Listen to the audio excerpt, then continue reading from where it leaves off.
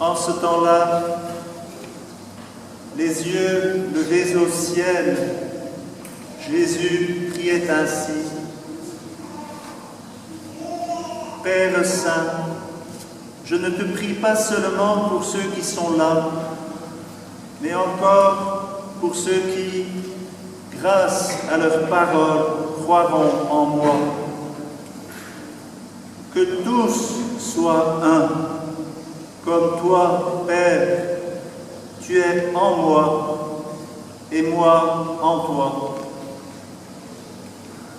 Qu'ils soient un en nous, eux aussi, pour que le monde croie que tu m'as envoyé. Et moi je leur ai donné la gloire que tu m'as donnée, pour qu'ils soient un, comme nous sommes un. Moi en eux et toi en moi.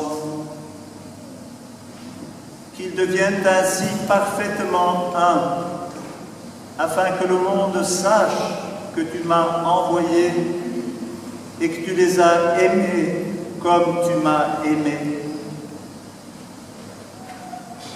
Père, ceux que tu m'as donnés, je veux que là où je suis, ils soient eux aussi avec moi et qu'ils contemplent ma gloire, celle que tu m'as donnée parce que tu m'as aimé avant la fondation du monde. Père juste, le monde ne t'a pas connu, mais moi, je t'ai connu. Et ceux-ci ont reconnu que tu m'as envoyé. Je leur ai fait connaître ton nom, et je le ferai connaître pour que l'amour dont tu m'as aimé soit en eux, et que moi aussi je sois en eux. Frères et sœurs, c'est le 7e dimanche de Pâques.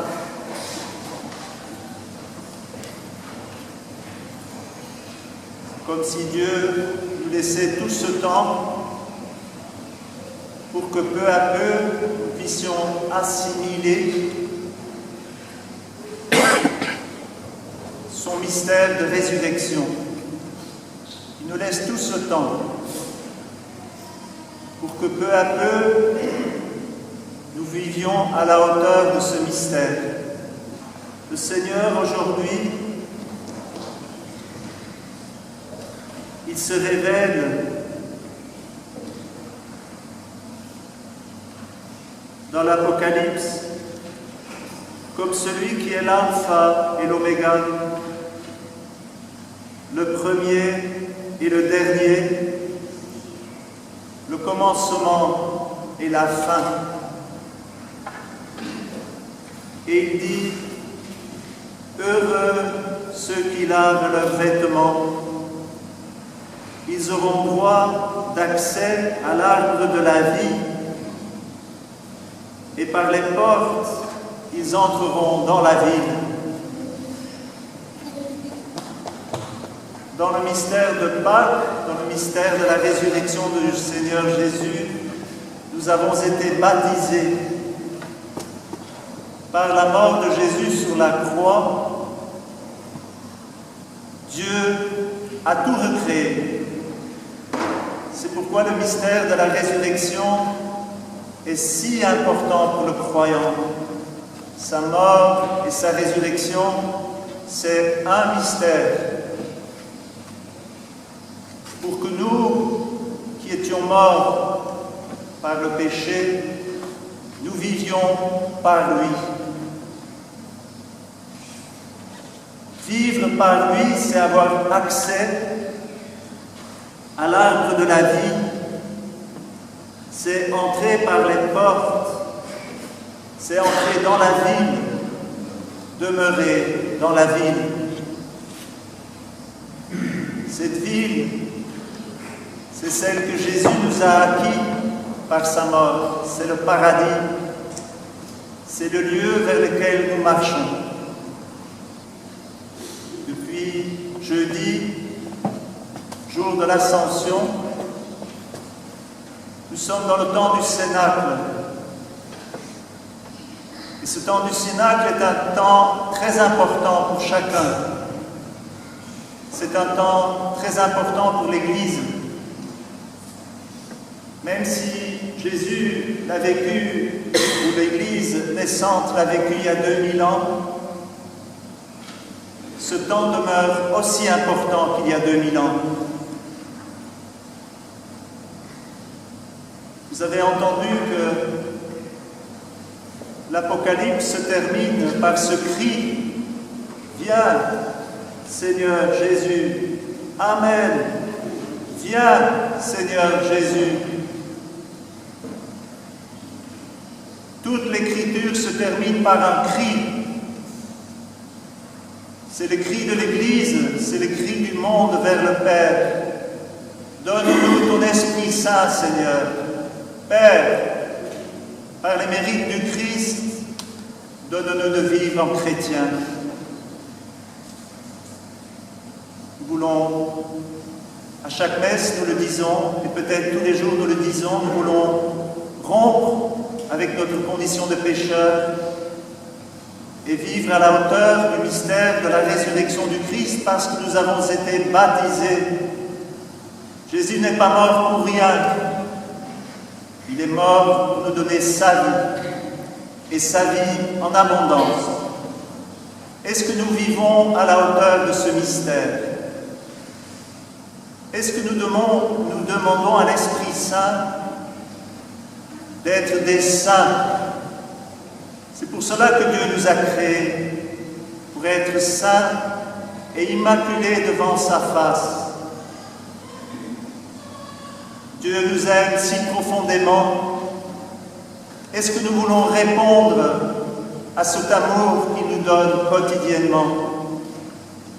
Est-ce que nous voulons ouvrir notre cœur à sa présence dans nos vies? Il nous a dit « Je ne vous laisse pas orphelins. Je vous donnerai la promesse du Père, l'Esprit Saint. » Est-ce que nous sommes cette terre assoiffée, comme Jean, comme l'épouse qui crie « Amen, Seigneur Jésus, viens !» Je remercie le Seigneur parce qu'il n'y a pas de micro aujourd'hui. Au moins, je dois crier. Et pour crier, il faut écouter ce qu'on a dans les tripes, ce qu'on a dans le cœur. Et il nous faut crier. Toute l'Église doit crier. Notre monde vit un profond désarroi. Vous le savez. Notre système économique et politique est malade. Nous sommes malades. C'est notre monde. C'est vrai. Depuis l'électricité, nous avons des micros et nous n'utilisons plus notre voix. Nos corps sont devenus de plus en plus fragiles et ne peuvent plus porter la voix, qui est une voix qui doit crier et qui peut crier. Nous ne construisons plus des églises avec une bonne acoustique. Nous n'en avons plus suffisamment la connaissance. Et nous développons de bons micros. C'est bien. Mais notre monde est devenu si pauvre parce qu'il ne permet plus à l'homme de déployer ce qu'il a reçu, en particulier en étant sauvé par le Christ. Demandons, frères et sœurs, à la Vierge Marie de nous enseigner son cœur à cœur avec Jésus, que dans ce temps du Cénacle, nous puissions prendre plus de temps avec Jésus, plus supplier l'Esprit Saint pour nos vies personnelles, pour nos couples, pour nos enfants, pour ceux que nous avons à soigner, pour ceux que nous avons à éduquer, pour ceux que nous avons à conduire aux gouvernants,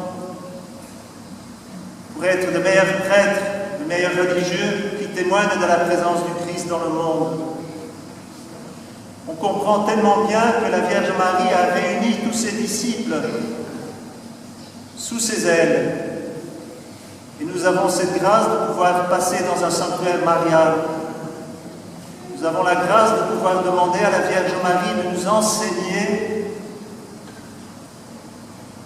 sa communion avec le cœur de Jésus. Cette communion, on peut la vivre à la maison, on peut la vivre à l'église, et on la vit aussi dans notre charité fraternelle.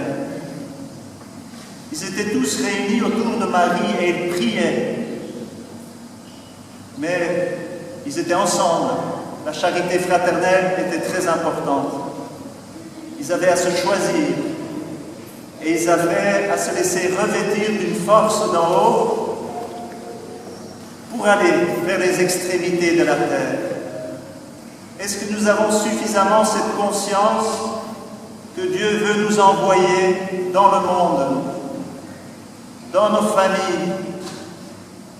Comme le disait Étienne ce matin, ne leur compte pas ce péché. Sommes-nous suffisamment fervents pour nous pardonner les uns les autres, pour que le pardon du Christ règne dans nos cœurs et dans nos familles, dans nos communautés, dans nos lieux de travail? Sommes-nous suffisamment désireux pour vraiment connaître Jésus? Sommes-nous vraiment désireux de crier vers Dieu, « Amen, Seigneur Jésus, viens, il y a tellement de misère dans notre monde, mais par toi, nous savons que tout nous sera donné. »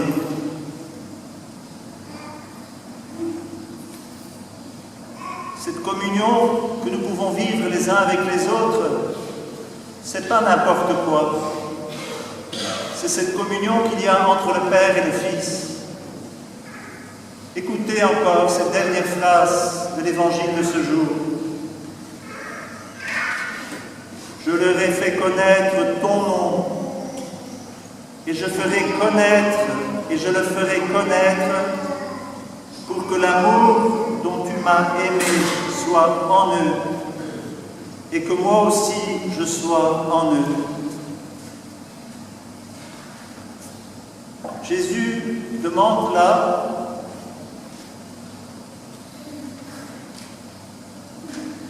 que l'amour dont le Père aime le Fils soit en nous. Que l'amour qu'il y a en Dieu soit l'amour qu'il y a entre nous. Le mystère de l'Église, notre assemblée, demandons à l'Esprit Saint que nous puissions vivre de cette même communion dans l'amour, comme celle qu'il y a en Dieu. Par le fait que Jésus est devenu homme, il nous a ouvert le ciel, et la vie du ciel, c'est la vie du Fils avec son Père. Déjà maintenant, nous pouvons nous exercer à cette vie que nous aurons éternellement. C'est Jésus face à son Père. Et c'est dans cette communion avec le Père que nous vivrons éternellement. Nous contemplerons le Père dans le Fils, puisque Jésus nous a sauvés, il nous élèvera, il nous fera connaître notre Père comme il nous connaît. Et ça commence déjà aujourd'hui. Exerçons-nous à regarder le Père à travers Jésus, à connaître cet amour du Père pour nous, pour que nous puissions témoigner de cela. Tout l'évangile de ce jour, c'est la prière de Jésus. Et si c'est la prière de Jésus, c'est que ça va s'accomplir. Aucune des prières de Jésus ne s'est pas accomplie. Toute prière de Jésus s'est accomplie parce que Jésus a pleinement fait la volonté du Père. Et c'est dans cette prière qu'il a prié pour chacun de nous. Et si nous ne pouvons pas être sauvés par nous-mêmes, c'est par Jésus et par la mérite de Jésus que nous sommes sauvés. Alors célébrons cette Eucharistie avec joie, avec un grand désir de tout recevoir ce que Dieu veut nous donner, pour que nous vivions à l'unisson de son cœur et de son mystère, que nous nous laissions aimer comme il nous aime, que nous l'aimions du même amour avec lequel il nous aime, avec Marie et en Marie. Amen.